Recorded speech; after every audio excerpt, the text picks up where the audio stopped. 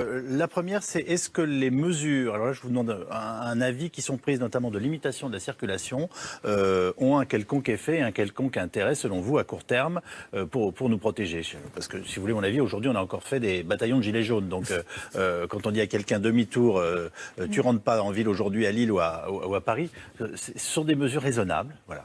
En fait, quand vous regardez la carte de la pollution, ça dépend de quelle pollution on parle. Si on s'intéresse aux particules fines, Oui. quand vous regardez les cartes de présence de particules fines en Europe, vous voyez que les concentrations sont en fait des choses qui varient à large échelle. C'est-à-dire que quand on est en épisode de pollution, toute l'Europe du Nord, par exemple, est couverte d'un gros nuage rouge de particules fines.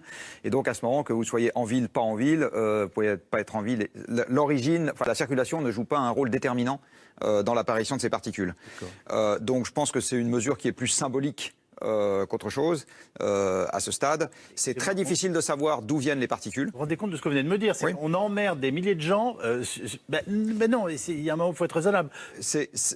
On les emmerde sur quelque chose qui est facile à faire. Parce que sur les mesures qui sont plus structurelles, c'est plus difficile. Vous avez par exemple une grosse source de particules qui est toute l'électricité au charbon qui est produite dans l'Europe du Nord. Oui. Et on voit bien quand il y a des vents d'Est, des vents du Nord-Est, les nuages de particules qui arrivent sur la France, c'est plus facile de demander quelque chose à l'automobiliste français quand vous êtes préfet de police en France que de demander quelque chose aux électriciens allemands. Plus facile. Donc, en fait, vous êtes obligé quelque part, quand vous êtes l'État, de montrer que vous faites quelque chose. Vous êtes un peu obligé. Tous les gens qui passent sur ce plateau, vous leur demandez qu'est-ce que vous faites, ils sont bien obligés de vous dire qu'ils font quelque chose. C'est rare qu'ils acceptent de vous dire là on n'y peut rien. Bon.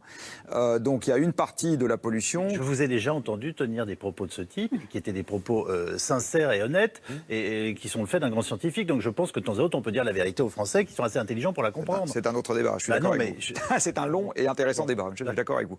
Mais voilà, donc donc il faudrait mesurer. En fait, il faudrait faire des doubles aveugles, chose qu'on n'a absolument pas là. Il faut faire des études épidémiologiques dans ce genre de contexte. Je pense que dans 253 ans, on n'y arrivera toujours pas. Donc c'est très difficile de savoir si effectivement ça a une efficacité. Martine Pérez, l'avis du médecin? Oui, c'est assez compliqué. Vous savez, la pollution atmosphérique,